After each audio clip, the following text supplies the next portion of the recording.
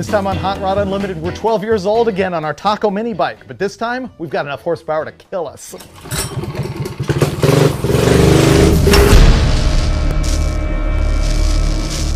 So why is Hot Rod Unlimited talking all about mini bikes today? Well, it's because they're little two-wheeled hot rods, and we all remember them from when we were little kids and had to have one because we probably read about them in a car magazine. Back in like 1960, the car magazines were all over the mini bike scene. As a matter of fact, you saw them in Hot Rod, Carcraft, and especially Rod and Custom. Lynn Wineland was a guy who was the art director of Rod and Custom and then the second editor, and he also worked for a guy named John Steen who was involved in making mini bikes, and he was the PR guy who came up with the name mini bike.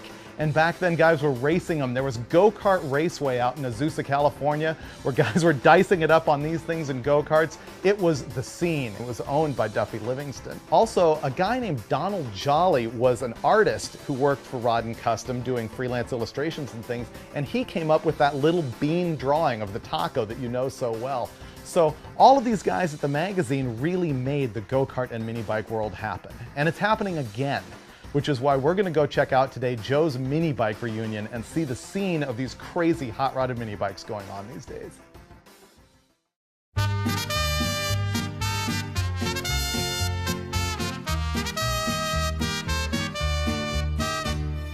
Why mini bikes? Because, like, get 20 guys together. 21 of them own Harleys and 22 of them own Camaros. Everybody's got them. Mini bikes, one guy on the block of 10's got a mini bike. He was smart enough to keep it. Most of these maniacs that come here never got mini bikes out of their systems if they were into mini bikes when they were kids. Many of the other folks are the folks that never had them because their parents were too smart. 1969 was the first year I went to a mini bike race, and 6 months later was the first year I won a national championship. I was a three-time world, two-time national mini bike champion, starting in 1969, and my dad thought I was in church in Garden Grove. The people who are now buying the Taco mini bikes it first starts with the men who had them as kids, and when they were young boys. And there's two kinds of guys, either one who had them as a boy, young boy, or the one who wanted one and their parents wouldn't let them have them. So they're both buying them. But what's nice now is they're now buying them for their kids. A whole new generation of kids are being introduced to something that is 50 years old. Parents would like to see their kids balance their life between computer games and getting outdoors. They want that thing that they had. When I was a young kid living in upstate New York, I saved and begged and cried and whined until I got my first mini bike. And I instantly went from the skinny kid in the apartments to the cool guy because I had a mini bike, damn it. And with that mini bike, I got some really good scars. I gained a little bit of independence, and it got me started into mechanics, because this is where you learn trial and error mechanics, and this is where you learn that if you don't put the brakes on correctly, you're not going to stop and you're going to get killed. And unless the gas works, you don't go anywhere. And unless the carburetor's clean, it don't start. So mini bikes helped me get started on my path and my love for cars. It's just hot rodding. It's basic hot rodding at its purest, cheapest form. The lawnmower engine, two wheels, doesn't have to look like this, doesn't have to do nothing, can be a chopper, can be, high, low, whatever. Like so many forms of motorsports, the hobbyists, the enthusiasts, the guys who were hot rodding the mini bikes, they were all the West Coast guys. And that's where they were, and that's where they still are. Guys like Dave Miller has his own shop, still to this day building custom mini bikes, stretch frame mini bikes that go 100 miles an hour.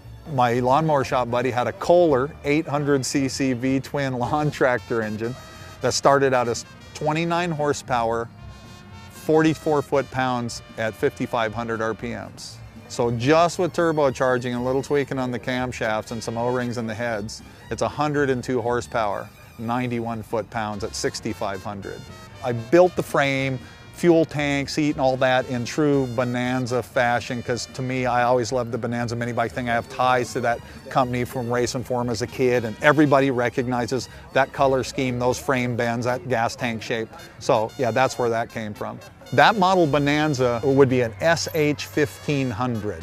That white tank blue frame had a 100cc engine in it originally. I call it the TF for Top Fuel 1500 because it's the same livery on the colors and badging, but now it's just got the fuel motor in it.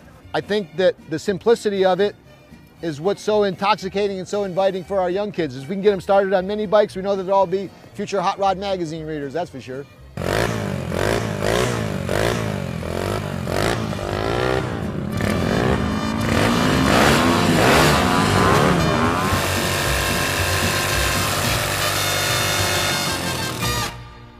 One of the things that's making the mini bike resurgence so cool is that taco is back. It makes you remember when you were 12 years old and your source of wrenching on stuff and hopping stuff up was your mini bike because you couldn't afford a car. And now they're making them again, and Taco has gone and made a custom one just for Hot Rod magazine. Originally, the Taco bikes were commonly metallic purple. They were really well known for that, but they mixed up a special Hot Rod candy red for this one. And of course, it's also got a wicked little engine in it. This is a Predator 7-horse engine that you can get through Harbor Freight Tools, but it's been hopped up by Taco. They've done all sorts of custom stuff to this thing, some of which you can buy at tacominibikes.com. Others currently are just a custom one-off. For example, this finned side cover, which is sort of mimicking an old finned aluminum valve cover, that's a custom one-off. But from Taco, you can get this gas tank mount, the special header and muffler combo, which sounds really cool and throaty. It's also got a McCuney carb and a special intake manifold and a trick reusable air filter. We're thinking this thing makes almost 10 horse. You ride it up and down the street and I'm telling you, this thing will throw you directly off the back of the bike. It really is just like 1964 all over again, but with more horsepower. They're cheap to build, or you can go all hanging out with them. It's what hot rodding's all about.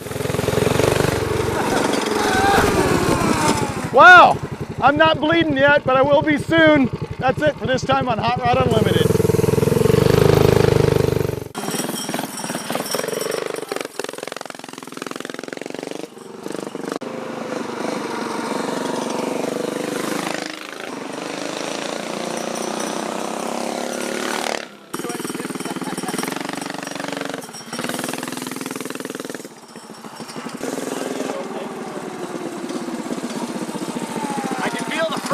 Already, yeah. Way forward. Well, after a while, it goes from being afraid to, oh, dude, now I know exactly what I'm going to do on this one. You just get your hair. The color is cool in the sun. Yeah, it's really good. Yeah. It's a great color. And I feel like I'd have more courage in in dirt, you know. And yeah, because something softer than asphalt. Yeah, because if you go, you're going to go on that.